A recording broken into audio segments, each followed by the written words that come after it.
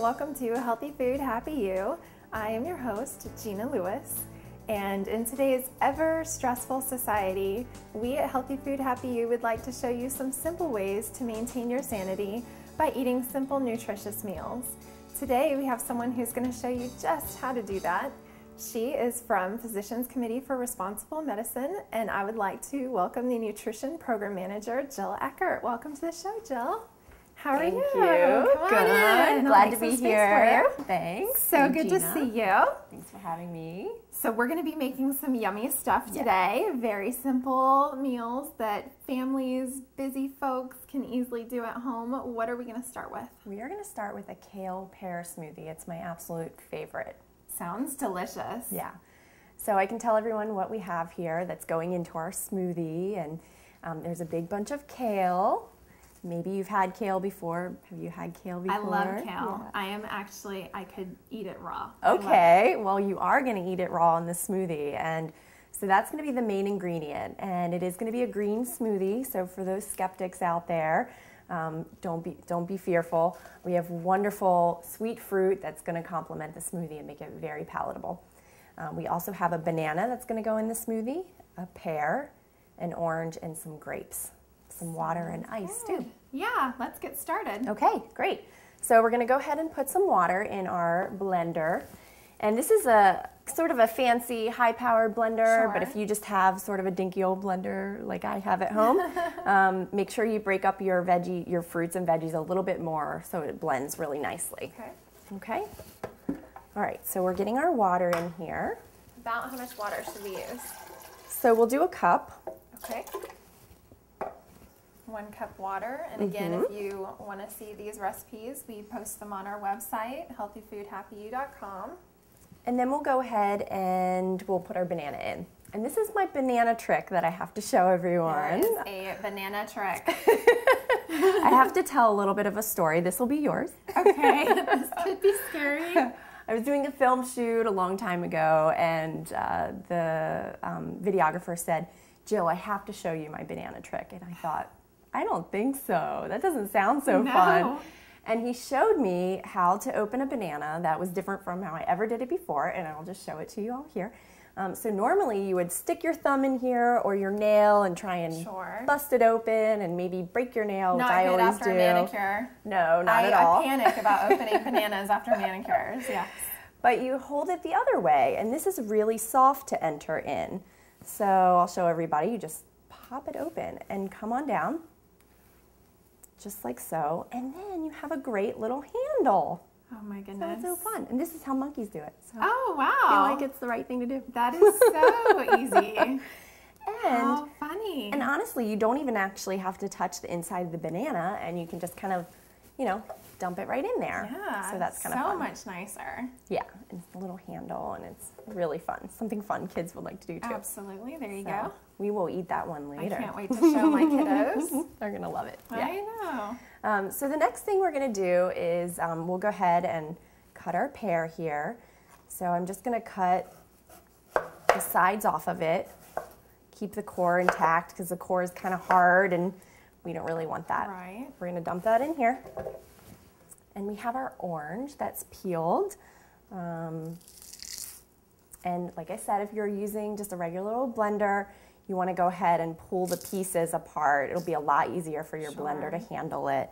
For this one, you can kind of just boop, dump it in there. Definitely something fun to have the kids do. Peel the bananas, peel the oranges. Oh yeah. Break up the kale, so keep them busy. Absolutely. And everybody healthy. Yeah, it's fun when you're peeling an orange to see who can keep the peel intact as long as you can, so that's always a fun trick to do. The recipe calls for green grapes, but they only had red, so I figured we'll go with red today. Sure, red's really sweet too, so if you're craving some extra sweetness. It's really going to balance out kind of the bitterness that you get from the kale. So we're going to go for a cup of this. This is a little bit more than a cup, but we'll measure it out, sort of eyeball it. The pear and the grapes is what really gives the smoothie the sweetness. Okay. Really, really nice. I can't wait to try it. Yeah, it's going to be great. So kale, you may be wondering, like, why would we even use kale? And I know your viewers know all about kale. It is kind of odd because it's a strong taste when you do a salad, a kale salad. Yeah. The kale is overwhelming, very powerful, so it's interesting to pair it with this fruit. Yeah, and your viewers have heard lots about kale, but I'll let you know that kale is an excellent source of calcium. Okay. It's way more absorbable for your body than milk is. So it's called a dark leafy green. It's a cruciferous vegetable, which means it's a great cancer fighter. It's got lots of antioxidants. And so we're going to put that in here. It's going to turn the whole smoothie green. And it's going to be delicious. As well, yeah. But one of my fun tricks that I love with kale is how to figure out how to get the stem off. Because you don't necessarily want to put the stem in the blender, especially your blender at home. This high-powered blender might be able to handle it. It's going to taste a lot better with the leaves.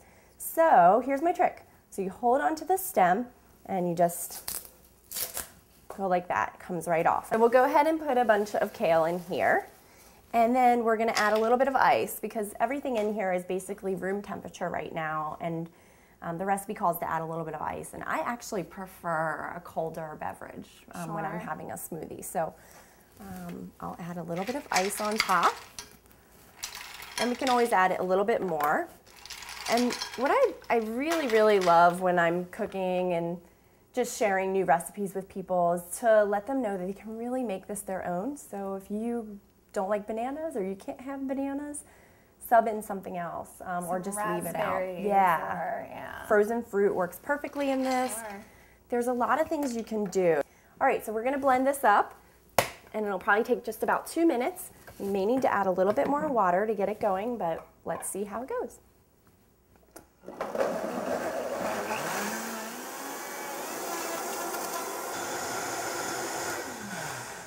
Okay, so the basic deal is you want to blend it until all the speckles disappear so that it's really, really smooth and you're not picking any kale out of your teeth. At work, that would be fun. Exactly. So I'll pour us some. Sounds good. Yeah, and it's such a bright, vibrant green. And a few things I just want to mention about this smoothie is that we have served it to very, very little ones and very, very old ones. And we call it different things. Like we'll call it the Shrek smoothie, the Monster smoothie is a big favorite of kids.